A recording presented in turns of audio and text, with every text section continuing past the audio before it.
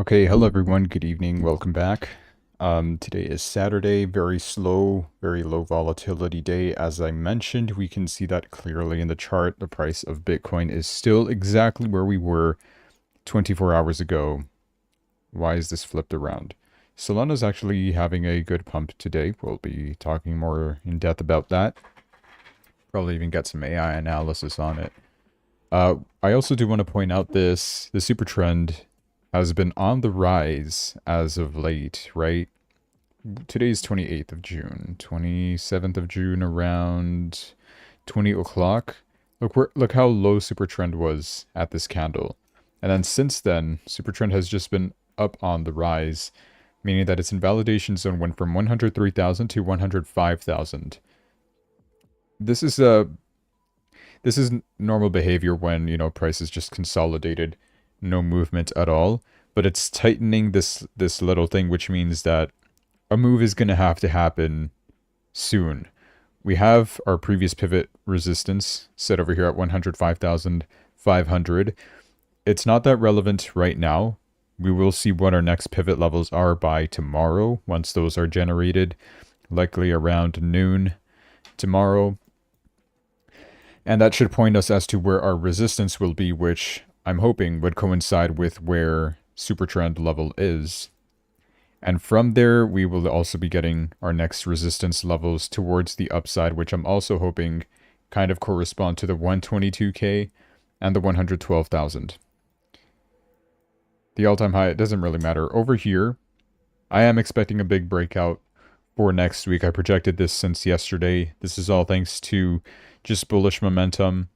We have recovered from what practically was supposed to be World War III. Significant recoveries like this, and you know that when Bitcoin makes its big moves, you're supposed to be in there, because if you're missing Bitcoin's best days, those are the only days that you'll actually get the good returns. Rest of the days is just choppiness and low movement for Bitcoin. But on the days that it moves, and you know that. So I think not tomorrow, but next week, it's going to be one of those days, right? Tomorrow's still going to be relatively low volatility until the evening approximately. That's when Asian markets would open. We can start getting some volatility unlocked once again from there. And I think the next breakout movement is going to be significantly high. So we shall see. For now, still, support, you can obviously see at 105,000 for Bitcoin. If we do get a drop, I think that would be a great area of accumulation. I am back to being bullish. I have faith that this will continue to go higher. We just broke out of this downtrend. This next downtrend is next to be broken, right? This is the one that we got from our all-time high to our second attempt of reaching an all-time high at 110,000 on 9th of June, which we bounced down from there. We used another downtrend to draw this one that we just broke out of, and the one that I mentioned prior is the one that's next to be breaking out, which is very likely. This is a very likely scenario, so I'm fully expecting that to happen, and of course, Bitcoin will drag the rest of the altcoins with it toward the upside. That's why I haven't really entered any short positions. You'll notice right now, I'm kind of taking it a little bit slow in that sense. I'm waiting to see, right? Once we do have our great moves upwards, we shall go through. And I'm not really concerned about longs either. I've already loaded up on some altcoins. I still have some cash on the side just in case, because you will never be 100% right. So you always got to be prepared for the opposite scenario. And I'm always cautious with that. I've been completely screwed over in the past.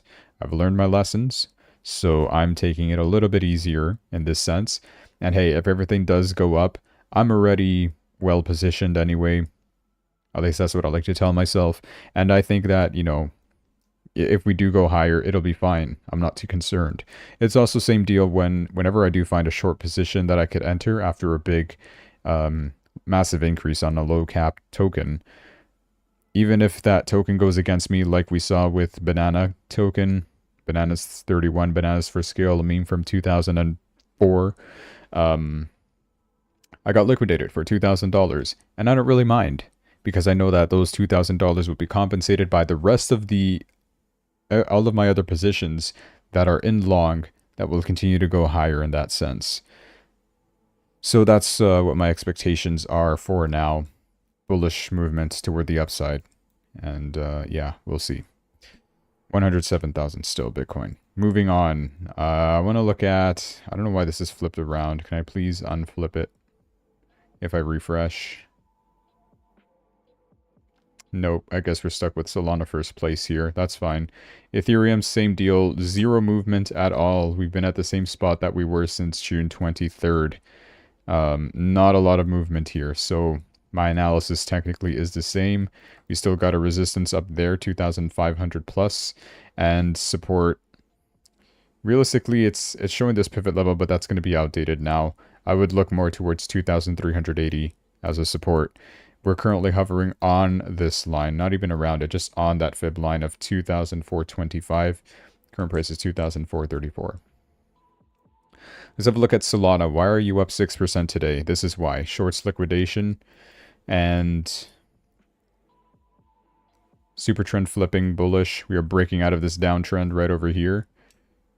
Not all shorts have been liquidated though. Keep that in mind. So we're kind of slowing down just beforehand. This seems like a natural pump for now. We're not considered overbought yet. So we still got a chance to break out from this a little bit higher. As of right now, though, I think we're going to correct, retest this, and then start heading up once again higher. It's not going to happen all at once. We're not heading up there immediately after this. It's going to take a while, probably for the duration of the rest of this day, and by midday, Sunday, that's when we can start seeing the pump once again. This is a beautiful short liquidation that we can get, short squeeze, and that'll force us to go higher. Super trend is already putting its low point in validation at 138, which is where we have previous support level as well. So that's positive. And yeah, it's looking really good for Solana right now. What does AI say as to why we are currently pumping? Why is Solana up today? Let's see what it tells us.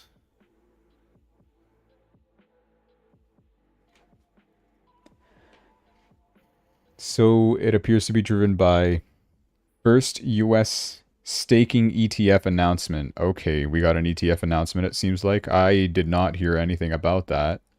Why? I was scouring Twitter for news and I couldn't find. So do I have to put like the dollars thing? Oh, it's literally here. Okay, I guess I missed this news. Rex Osprey says it's Solana ETF with staking is coming soon. The first of its kind in the United States. Now they're filing ETFs on it. Okay, that's cool. That's actually really good. Very bullish for Solana. We could go much higher. It aims to track Solana's performance, generate additional revenue through on-chain staking, and potentially open Sol to more institutional investment. If this gets approved, it's going to be massively preferred by institutions rather than Ethereum, just for the staking element of it, because that's what people have been mainly pushing for in Ethereum, right? You don't really buy Ethereum for its growth. That's why you have the Bitcoin ETFs. There's only two ETFs. We only have Bitcoin and Ethereum. You don't buy Ethereum for growth because ultimately you've seen Ethereum's performance. It's not as great as how Bitcoin has been performing. It is Bitcoin's, turn to move in that sense. So that's one of the reasons right now Ethereum is not that popular in that sense. It's still got its good use cases. It's still a very OG coin. It's still a very solid project, but there's just a lot of competition for it now. There's also Solana, which is a competitor to Ethereum. In terms of the meme coin popularity as well, Solana was in the lead for that. That was the whole narrative for Solana last year. It's kind of died down a little bit for now, but you never know when meme coin season is coming back, and when it does, it comes back really hard, and a lot of people will be still using Solana to make their meme coins, to do their rug pulls, whatever they want to do with it. So there's still that possibility, and that's why they have been pushing, okay, if Ethereum is not going to grow, if the Ethereum ETFs aren't going to grow as much, give us staking at least, so we can earn, it's kind of like a little rate of return, or like a dividend, right? Back so that, you know, there could be a reason to invest in these Ethereum ETFs. Otherwise, it's just this dead token. But they are having trouble with approving that, adding staking to Ethereum ETFs. But now we're just getting this news that Solana is getting an ETF and with staking. Obviously, you're just going to go to Solana for that staking. So it's not that great for Ethereum, but very good for Solana, of course. Due to that, Solana is already hitting 150, invalidating its previous super trend. Now it's flipped bullish, and we're very likely to just break out of this downtrend from here. Easy short squeeze will push us up higher, and we'll see where our next resistance. I'm not going to tell you exactly which levels, but you can still pay attention to this Fibonacci zone at whatever it is. 170, I'm assuming. What is the low point of this candle, just so I could, yeah, 170. Kind of makes sense. 171, etc. As a potential resistance. I think I have this set for resistances. Yes, I do. The AI thing is in the way, that's why. Let me continue reading this. Potentially open sold to more institutional investment. The SEC has reportedly made no further comments on the filing as per this post. SEC had no further comments. And they suggest the product may be close to approval and launch. This is just the general context. It's facing some resistance at the 150 level, of course. There's a lot of shorts here, a lot of sell pressure, but with this moment, we've got good fundamentals on our side right now. I don't think it's going to hold on very much longer. This barrier is going to be broken, and we'll go much higher. Trading volume also significantly increased, especially on a Saturday. I do tell you guys you can't trust Saturday pumps, but that's mainly for Bitcoin, I would say.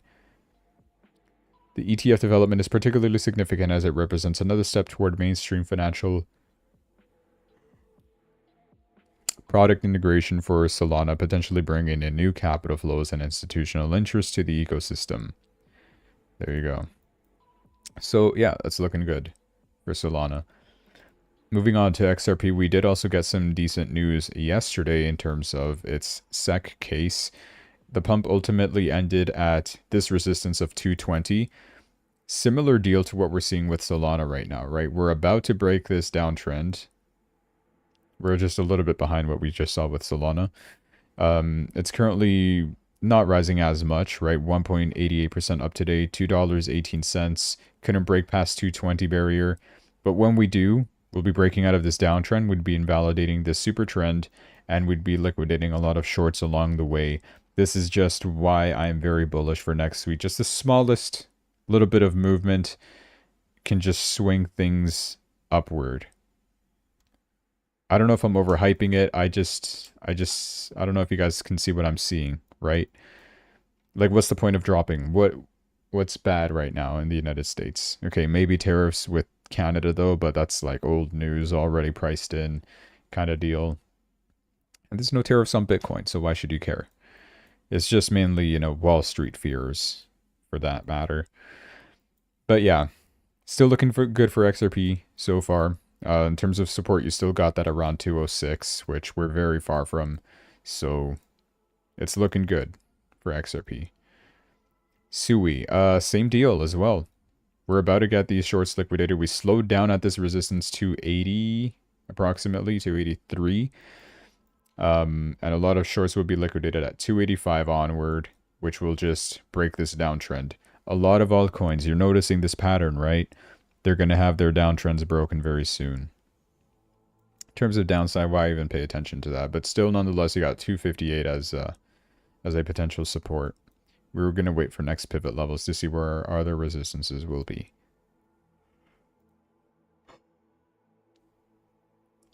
Litecoin as well. Hey, it made its move up today. 1.86%. $86.31. I'm assuming SUI is also up, by the way, just because of the Solana hype. If Solana is able to get an ETF with staking approved, maybe SUI can too. Anyway, back to Litecoin. It's still on its way up. Resistance 87, of course, very important. And my analysis still stands. I think that this will be it's either going to be a sharp movement upwards, which could be the case for Litecoin. I mean, we've seen it before, sharp movements. But I think it's going to be maybe a slower, gradual movement to break out of this downtrend, which is more important than this one that's, you can technically call it broken. I'm just going to delete it to kind of avoid confusion for myself. I'm going to focus more on this downtrend right over here, which by then is when I would expect super trend to be flipping bullish once again after price breaks out like this. Hopefully so. And last coin is Cardano, 1.65% up today. Cardano shows resilience as price stabilizes near 0.56 cents. That is currently the case. Not a lot of movement, same deal for Cardano, and also same kind of analysis that I'd have for Litecoin. Supertrend is kind of ticking downward just a little bit. And I think, yeah, same deal. It's going to be a slow movement upward before we can see some good breakout. I'm pretty sure I had liquidation levels around over here. I didn't have them drawn, supposedly. But Cardano's at a really, really low level. I think it's a really good buy for Cardano. I might actually start loading up a little bit more on Cardano. Remember, they're going to do that Bitcoin strategic thing, possibly. Same with maybe Polkadot, which I have some stuff to talk about Polkadot later. Who might also be getting an ETF, by the way, Polkadot. But we'll, for Cardano, like this support level, 51. Major support level. You're not allowed to forget what it has done for us in the past. I'm on a weekly chart over here, okay? Just so you can get the big picture. After big rise, November 4, Trump win. Yearly high, 132. 132 for Cardano, not too bad. Temporarily. From their big downtrend, this one that we have not yet broken out of. And we are currently seeing these two at the moment.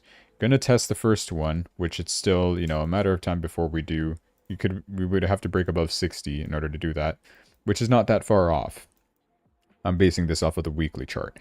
And the support level that we have, this is super important, is at 51 once, twice, 3 times. We have bounced off of that support. I don't think this barrier can be broken. So like this is likely the lowest point. And I mean, it could just be up from here, right? I don't see why not. Matter of fact, can I draw an uptrend there? How about this? That does not look pretty. All right, we'll leave this uptrend here. I have faith that this is likely the lowest point that we will get. These low points, of course, we're never going to reach those ever again. Was this August 5? No, this is June 23rd. Not even August 5 was this bad. That's crazy. This is August 5 drop. Okay. Oh, this is 2023. Okay, I'm going way too far back. Sorry. Yeah, August 5 was the lowest point of 2024. That's what I was looking for. Okay. So that's what we got for Cardano. Back to Bitcoin, back to 4-hour chart. That's all my analysis for now. 22-minute analysis. Somehow I made it through. Like I said, there's not a lot of fundamentals today. It is a Saturday. I tried scraping the bottom of the barrel for news. And here's what I came up with. Billy Laser, thanks for subbing. Welcome. Thanks, pal. I put a lot of effort into my charts, but sometimes they can get messy. But I do try to keep them neat whenever I can. Okay. So what has happened with Bitcoin?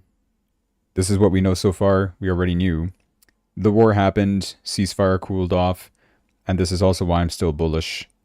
Bitcoin dipped below 100,000, but bounced back to where it is right now, 107,000. After Iran-Israel tensions have eased, the US strikes, Qatar retaliation, and then a fragile truce. The market cap has surged $200 billion to $3.4 trillion is the current crypto market cap. Hyperliquid Chainlink Solana, we saw, had the biggest gains out of all. And I'm happy to be part of Chainlink as well. Like, I hit the lowest point of Chainlink. That was a perfect entry. Not so lucky with the rest, but still, nonetheless, most of those are in profit for me. So, yeah. I still have a very bullish outlook for this upcoming week. It's ultimately what happened in the crypto market recently. So there has been all this talk about the one big beautiful bill in the United States. Will it raise the deficit? Will it make the economy better? Will it make the borders better? Would it make people pay less taxes? What's going to happen with it? They're going to vote on it today. And it seems like it's at a very tight spot right now because I think it's like 50-50 or whatever the thing is. And now our VP, JD Vance, is going to tie break that vote, which obviously he's most likely going to side with Trump and get that approved. So Trump's saying that the big beautiful bill will cut the deficit by $2.3 trillion. Elon Musk says differently that it would raise the debt ceiling by $5 trillion and put America in a fast lane to debt slavery. The Senate will be voting on that shortly. What does it say here? Their math says the Senate version could slash $2.3 trillion over a decade through economic growth. So this is looking at like a slow long-term game, right? Meanwhile, Elon Musk is looking at the immediate, oh, you're raising the debt ceiling right now, obviously to cover most of these costs, especially with like military spending and border protection and all that stuff. So that's why he had to quit Doge, because he's like, I can't tolerate this stuff. That's why there was a big Trump and Elon Musk fight going on. What else has been here? Howard Lutnick also backs this, saying that it will be the largest tax cut in history. No tax on tips, no tax on overtime. What is this? Okay, I think this is just Scott Bessent's opinion on it. So there was the 48-hour notice. They said that it was going to be done by Monday, but it seems like they're already voting on it today. They want to move fast to get this done as soon as possible. And this is what Trump posted on Truth Social, saying that the great Republicans in the U.S. Senate are working all weekend to finish our one big, beautiful bill. We are on the precipice of delivering massive general tax cuts, no tax on tips, no tax on overtime, no tax on Social Security for our seniors, permanently securing our borders, and even bigger and more powerful military. I rebuilt it during my first term, and it is already the best, but we will make it better. Unleashing our American economy, dominating the energy market, creating jobs, and getting money back to American families. Sounds good, doesn't it? The House of Representatives must be ready to send it to my desk before July 4th. That is going to be a Friday. We can get it done. It will be a wonderful celebration for our country, which is right now the hottest country anywhere in the world. And to think just last year we were a laughingstock. Thank you for your attention to this matter. That is true. I will agree with that. OBBB is what they're abbreviating this into. It serves farmers big tax cuts and food stamps aside of strict rules. That's more information about it. And now this is where we are currently. Vice President JD Vance, there's a 50-50 tie on it right now. And he's there to break the tie. That is what the VP does. We've seen Kamala Harris do this last year, I'm pretty sure, or the year before, tie breaking whatever they were voting for. Something to do with the Inflation Act, I think it was. I'm literally talking out of the lowest IQ part of my brain. I could be wrong about it. Did Kamala Harris... How do I Google this question? Did Kamala Harris tie break a vote?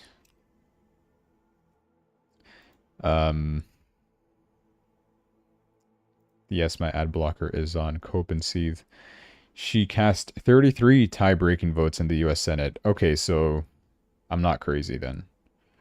What is this? What did they vote for? Nomination...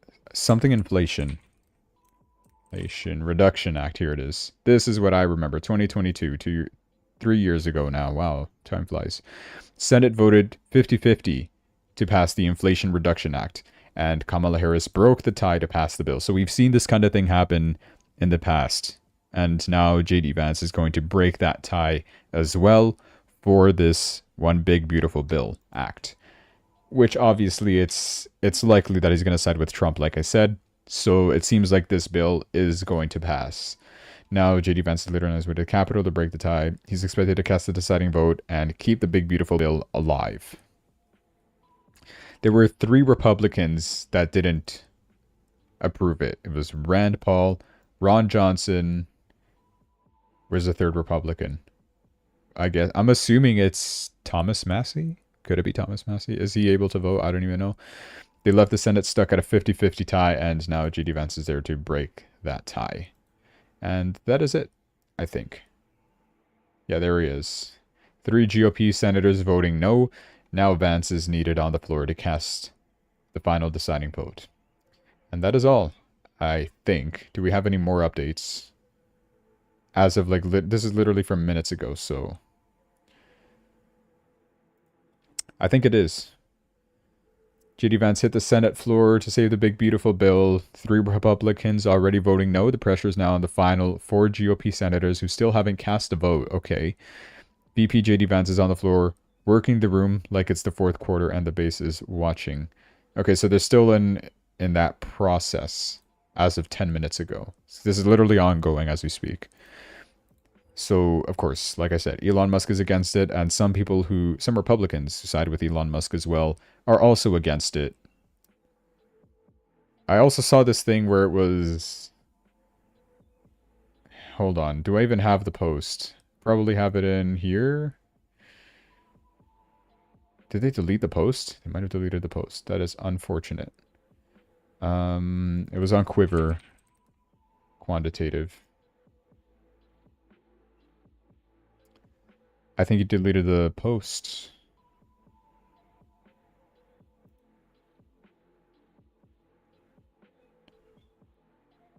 I think they deleted the post, yeah. It was something like it's like 900 pages long. Will they even have the time to... I might have it in my phone's notification history. I actually want to look this up. It's important. Let me go to my settings, notification history. That's what I love about Samsung. You could check your notification history. Something was there, it's going to be there, and you're going to read it.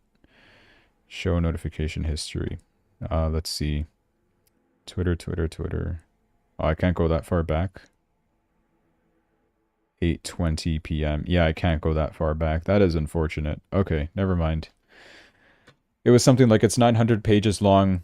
Will they even have the time to read all that stuff by the time they have to vote for it? Many Republicans are probably not even going to read all that and just vote yes because, yes, they're Republican. That's what some people were concerned about on that big, beautiful bill.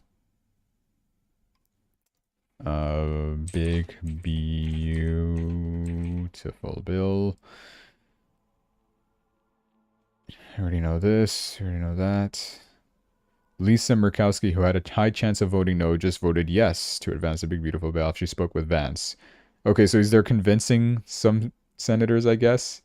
Is that this girl? No, this is a different girl. J.D. Vance. Ron Johnson said he was voting no.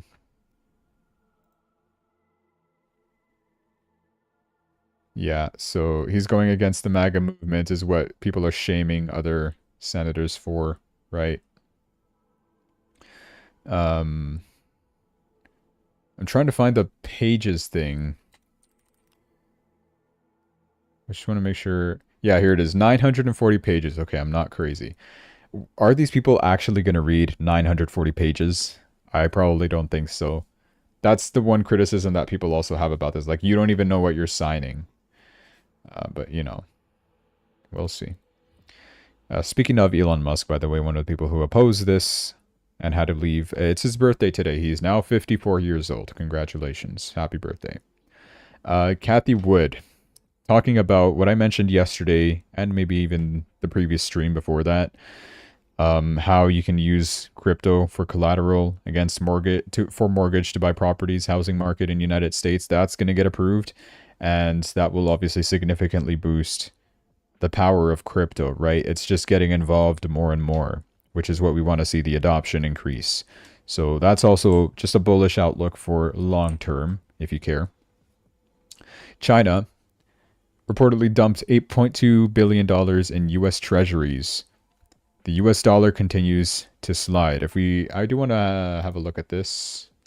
Can I replace this tab? I want to check the dollar index. You can see the strength of the dollar compared to everything else. DXY. Yeah, it is on its down on the downside. This means that the US dollar is getting weaker, right? Currently at 97. What this means, if you don't understand this point, Bitcoin, you see BTC, let me just go here, is against USDT, right? So you got Bitcoin against the US dollar. If Bitcoin rises in power and US dollar weakens, Bitcoin goes up. If the opposite happens, if the US dollar gets stronger, people would rather have US dollar instead of Bitcoin. When it comes into, times of war, people would rather have actual dollars than, something risky like Bitcoin. They would sell off their Bitcoin and buy US dollar and, sell it for US dollars, American dollars. That's where you would see Bitcoin's price crash in times of uncertainty. They would rather hold, fiat money just in case, I don't know, crypto gets shut down or whatever. That's obviously not going to happen as an extreme case, but, stuff like this. Now, China dumping US treasuries, that weakens the US dollar now because there's more supply, less demand for it. There's foreign outflows that are accelerating. The US dollar, the DXY dollar index, it's sitting near 3-year lows. And of course, a weakening dollar narrative is building and Bitcoin is watching, meaning that also long-term bullish for Bitcoin. You know what else affects this dollar index to continue falling, weakening the US dollar? It's rate cuts, which we're expecting maybe 3 rate cuts for this year. The Fed is projecting 2 still, even with how they're expecting the economy to not be good with because of the tariffs, but we know that long-term tariffs will be good for the economy. Still, nonetheless, July meeting, we're expecting to keep rates where they are. September meeting, we're expecting 1 rate cut, 91% chance. October meeting, 78% chance of another rate cut, that's 2. And 56% chance of a 3rd rate cut in December, that's 3 rate cuts for this year. Each one will weaken the US dollar every time. Of course, market is not going to wait until these dates to start, moving. They will start reacting early towards this news. So this is technically already priced in, you could say, but a confirmation of it would definitely give it the boost nonetheless. So that's what we should be paying attention to as well. Did want to also talk about Ethereum here. How Ethereum is still, I did mention this, right? Compared to Solana and the rest, Solana's a good competitor, but Ethereum still got its thing going on. Apps on Ethereum have generated roughly $26 billion in user-paid fees ever since its launch. The top contributors to that, I guess you could call it the GDP of Ethereum. It includes things like Tether, Uniswap, and Circle. Of course, these two being stablecoins, Uniswap being the DEX of Ethereum, which is good. So, Ethereum is part of something bigger. Speaking of stablecoins like Tether, it's hitting a new all-time high with supply over $158 billion. If you check CoinMarketCap, Tether has a lot of market cap right over here. This is basically, Tether will never change in price, right? It's always going to be $1 because it's a stable coin. What you got to pay attention to is the market cap of it. This means that there is 157,619,108,294 Tethers, USDTs, stablecoins out there. And what are you going to do with all that? And not even talking about USDC, Circle, right? What are you going to do with this Tether money? You're going to use that to buy Bitcoin because, Bitcoin against USDT. You got to put some USDT in order to get some Bitcoin. So that's also very bullish. What is all this money doing here? And if it doesn't go into Bitcoin, of course, it's going to flow into altcoins, which I think that is probably what we're all really waiting for, is when do we start jumping into altcoins?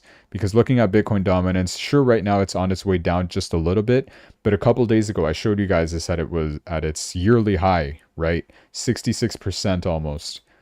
65.99, that's crazy. 66% of all the money that is in crypto was in Bitcoin. That is 2/3 of all the money in crypto is in Bitcoin. Just think about that. And when it comes to alt season, the opposite happens. 2/3 of all the money that is in crypto would be in altcoins and every other cryptocurrency that is not Bitcoin or a stable coin for that matter. And that's going to come very soon whenever we see this drop down. As we saw earlier, this is nothing. I should go to a weekly chart to show you this. As you see in 2021, right? Bitcoin had a 73, like it was even worse, almost 3/4, I guess, which is even more percentage of the money in crypto, yes, was in Bitcoin. And when it came to alt season, people were taking their profits off of Bitcoin and starting to buy altcoins. This dropped all the way down to 38%. So 38% of all the money in crypto was in Bitcoin and the rest was in altcoins. That's a lot. Until, of course, 2022 FTX crash and people were scared. Bitcoin dropped to 16,000. Not a lot of people even wanted Bitcoin or crypto by then. Everybody's already either taken their profits or got rug pulled by every other project. Until recently. And look where we are right now. You know what happens when we reach these high levels. Boom. Something like this is going to happen. It happened in 2017, happened in 2021. We are in 2025. That's 4-year difference on each, by the way. I'm expecting something like this to happen, which means that altcoins, we are still very early, and they have a very big chance to start pumping once again. So that's what I'm expecting for right now. I've already sold all my Bitcoin positions. That is just an unfortunate matter for me. I still have some other on the side. It's not a big deal. But my plan was, I got really messed up by that World War III thing. I was like, if Bitcoin hits 99K, I'm selling all of it. I'm going to rebuy wherever it drops to, maybe 80,000. It never dropped. It just bounced immediately back up. So I just sold for no reason. And then I said, you know what, if it does that and I'm just left with all this money from profits in Bitcoin, because Bitcoin was the only coin in profit for me, makes sense because of Bitcoin dominance being all the way up there. All that money that I made from profit with Bitcoin, I'm just going to put it into altcoins, which are cheap at the moment. I won't be able to ride the Bitcoin wave, but I will be able to ride alt season. That was my reasoning behind that. And that's probably my game plan right now. Unless we just get a sudden drop to 80,000, which that's never going to happen, right? Never say never. You never know with these markets, but that's why I still have that cash on the side just in case. All right. We also saw Coinbase top of the leaderboard in the S&P 500. Thanks to Coinbase, it's likely that the S&P 500 was hitting all-time high levels. I don't want to say just Coinbase because it's literally one stock out of 500 in that index. But, overall, it was one of the best performing in the S&P 500 index in the month of June. Well-deserved too. So happy to see that for Coinbase also performing very well. And this is the future. And this is what I like to see. Gemini has just launched a tokenized stock in Europe. Starting with MicroStrategy, you can now trade it 24/7, one-to-one backed with blockchain power. There's no broker, there's no banking hours needed. You just use Gemini, that crypto exchange, and you can trade MicroStrategy 24/7 if you're in Europe. And ultimately, this will come for everywhere else. We're already seeing Kraken do it, and some other exchange. I forget which one. I think it was Webull or Maxi. Some other exchanges are also planning to tokenize stocks, right? Back them one-to-one. It's literally like a stable coin being backed to a US dollar, right? You're going to do the same thing with stocks, and with the power of blockchain, you could trade that 24/7 and, with crypto from the comfort of your exchange instead of going through a regulated KYC broker. Maybe they will require KYC. I would assume they would because you have to trade a stock here, or maybe it will work like a CFD where you don't really own the stock. You don't really get paid any dividend for it either. You can use unlimited leverage, not unlimited, but a high amount of leverage, I assume. Because I could do that before on BingX, except that it wasn't 24/7. Like I could trade stocks here from before. You can still trade other stuff, not on perpetual futures, on standard futures. But it seems like they're dropping support for standard futures. They got rid of a lot of commodities and stocks and indices you can't trade anymore. You could have even traded forex, but it also has its time restricted hours, right? You can't trade at 24/7. So they're losing that the support for that, but it's whatever. Still very good for Gemini and the in Europe. Europe of all places, most anti-crypto place, in my opinion. Polkadot, another thing, last thing I want to talk about actually, and then we'll call it a day. Polkadot apparently has not been doing really well, and we have seen that. It's highly inflationary. It had a high yield. People would be happy to, stake their Polkadot to get like a sweet 10, 12, 15% annual return just from staking. The issue with that is, you're issuing so much you're minting so much new tokens, so many new tokens to give out to the people as their staking reward, to the point where you're just printing more and more and more. And with every next pump, you don't pump up as high anymore. This is I'm assuming it's a weekly chart or a monthly chart, weekly chart. You remember back in 2021, 2022, Polkadot was ripping above $50. No big deal. And now we struggle to get past 10, right? So that's an issue with Polkadot. So there's a thread that I will, I don't even know if I want to read all this. It's a lot. I'll try to touch on main points. So it was raising a lot of money. It also, by the way, I don't know if it's still here. If you go on CoinMarketCap and go to Polkadot, which is right there. Yeah, it's the only coin that has this little animation you can see here, right? It goes from the logo into a little flame emoji thing, which is interesting.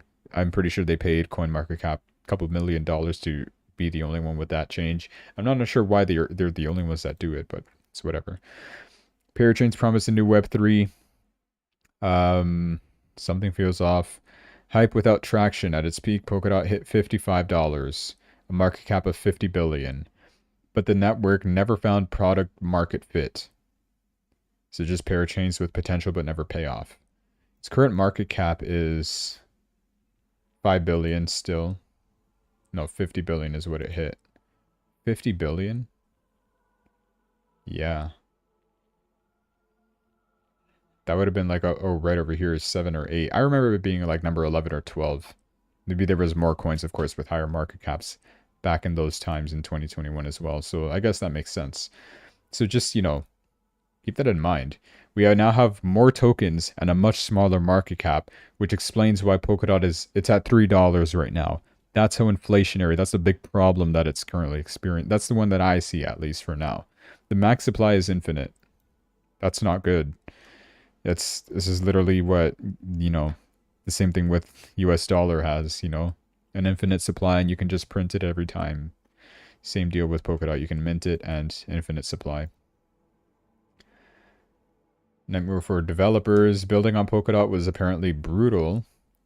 Compared to EVM chains, it felt like work compared to like Ethereum, virtual machine. It's confusing architecture, bad user experience. There were two networks, Polkadot and Kusama. Both had tokens. I remember Kusama. Nobody understood the difference. Users got confused. Builders hesitated. The UX was a disaster. The auction model killed momentum. Parachain auctions sounded genius, but locking DOT for 2 years for a slot? Yeah. Users lost liquidity. Projects lost momentum. Too inflationary also. 2 years of staking. Yeah. The real usage never followed. Parachains were launched in 2021 to 2024, but daily active users dropped really fast. And by this year, 25, DOT had fewer than 5,000 daily users across all chains. Developers jumped ship. Governance lost its power. Got hijacked by whales. Tech got better, but no one cared anymore. That's also true.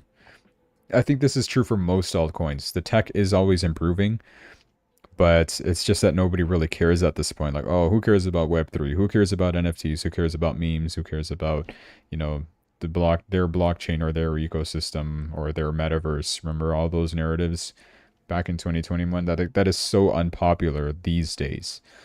The popularity can come back. We already saw it happen with meme coins, right? They already had their little move.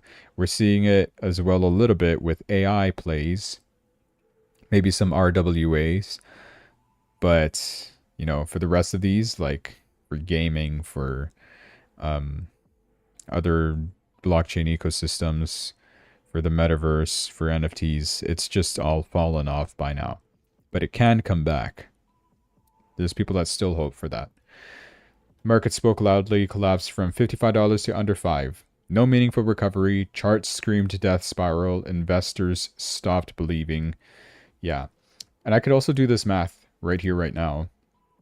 In order for Polkadot to hit $55 once again, before it had less than this supply, now it has 1.59 billion dots in circulation. How much would it have to hit in terms of market cap? 50 billion. I could do the math either way here. Let me try. Gosh, I hate doing math. What is the numbers like? Okay, it's going to be $55 divided by 1.59. Not 1.59. 1,590,000,000 something thousand hundred. What does this mean? Did I do this math wrong? Probably. This is tough. Do I multiply them? I don't think so. Oh, the market cap I have to multiply. Okay. Market cap would have been 55 billion. No, what was the market cap back in 2021? 50 billion. No, yeah, 50 billion I think is what it said. 50 billion market cap. Okay. 50 billion. I think that's 50 billion. Hundreds, thousands, million, billion. Yes, so many zeros. Divide that by, I'm assuming 55. That's totally wrong. It's probably 55 divided by the 50 billion.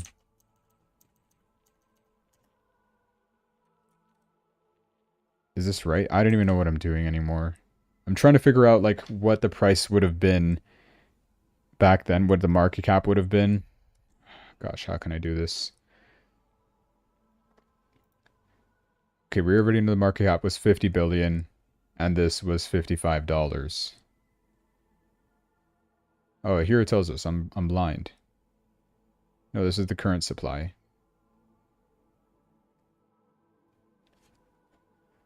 How do I do this math? Well, with the current supply, at least right now, 1.59 billion, 1 billion, 590 million. Okay. Come on. Times... To reach the price of 55, the market cap would have to be $87 billion. That's the math that I was trying to find. So, in order for us to reclaim the $55 mark, instead of us having to go from, what is the current market cap? 5 billion to 50 billion, so that would require a 10x. We now have to go from 5 billion to 87 billion, which is, oh my god, a 17x, which is very, very unlikely, right? So it's obviously not going to happen again. We're not going to see Polkadot ever, by the looks of things, at those levels, as long as $87 billion doesn't get added to the market, right? I mean, it could happen if it becomes super popular, like, I don't know, one of these bad boys up here, Solana or Ethereum, Bitcoin. Probably not Solana. Have to be more popular than that. Something like XRP, Ethereum, or Bitcoin. We're not going to see that for Polkadot. It's over. That's my opinion on it. No narrative. Web3 runs on narrative. What's left today? Architecture still brilliant, but doesn't matter without users, ultimately. So it proves tech doesn't equal traction. It built a chassis of a Web3 super system, But with few users, slow adoption, dev drop-off, market freeze, feels like a ghost town. Until then, Dot remains a top-tier tech engine, nowhere built into. And that is all. That's the problem with Polkadot. Okay, and that marks the end of my stream. Great. Awesome, great. So, still expecting upside, TLDR, next week, good. We wait for Jerome Powell to speak as well Tuesday. Nothing happening Monday, so hopefully pump. Tuesday, maybe Fed Chair Powell say something good, we pump. Wednesday, nothing happened, we pump. Thursday, we're non-farm payroll data. Hopefully that is good as well, so we can continue pumping even harder. If we're getting this economic data and it's looking more favorable to rate cuts, that would just improve the percentages that I showed you before of each rate cut, the 3 rate cuts that we're expecting this year. As long as we keep that expectation up, markets will continue to pump. If that chance gets reduced back to 2 rate cuts for this year, we might see a bit of a slowdown. But ultimately, the rate cuts are going to come anyway. Market's just going to be bummed out that, oh, we didn't get the 3, we're getting 2 rate cuts now. Oh, boo-hoo, cry about it. But it's going to be fine anyway. So, still a positive outlook. Keep your head high. All right, that's all for today then. Thanks, guys, for watching. Hope you enjoyed. Hope you have a good night, and I'll see you tomorrow, maybe, unless I'm not busy. We'll see.